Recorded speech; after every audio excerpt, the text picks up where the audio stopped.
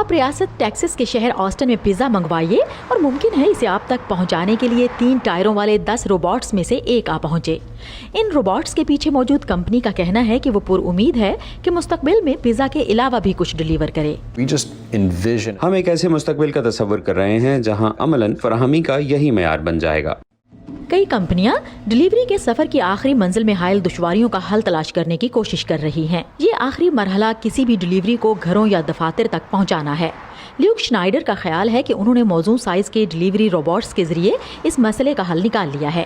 یہ روبوٹس زیادہ تر سائیکل چلانے والوں کے لیے مخصوص لینز میں چلتے ہیں اور سستے ہونے کے ساتھ ساتھ یہ گاڑیوں کے مقابلے میں زیادہ ماحول دوست ہیں۔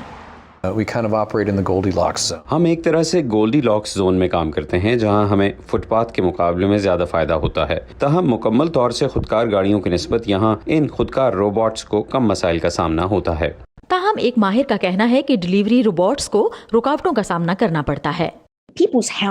لوگوں کے گھر سڑک جیسے ایک طرح کے نہیں بلکہ قسم قسم کے ہوتے ہیں اور اسی وجہ سے یہ کہیں زیادہ پیچیدہ ہو جاتا ہے۔ صارفین کو اپنا آرڈر وصول کرنے کے لیے باہر آ کر روبوٹس میں مخصوص کوڈ درج کرنا پڑتا ہے۔ تاہم فی الحال ان روبوٹس کو کچھ مدد حاصل ہے۔ ایک شخص یہ یقینی بنانے کے لیے کہ سب ٹھیک چل رہا ہے، الیکٹرک سکوٹر پر اس وقت تک ان روبوٹس کے ساتھ رہے گا جب تک یہ مصنوعی ذہانت رکھنے والے روبوٹس راستے سمجھ نہیں لیتے۔ ان روبوٹس کو دفتر سے مانیٹر کیا جاتا ہے اور ضرورت پڑنے پر کنٹرول اپنے ہاتھ میں لے لیا جاتا ہے۔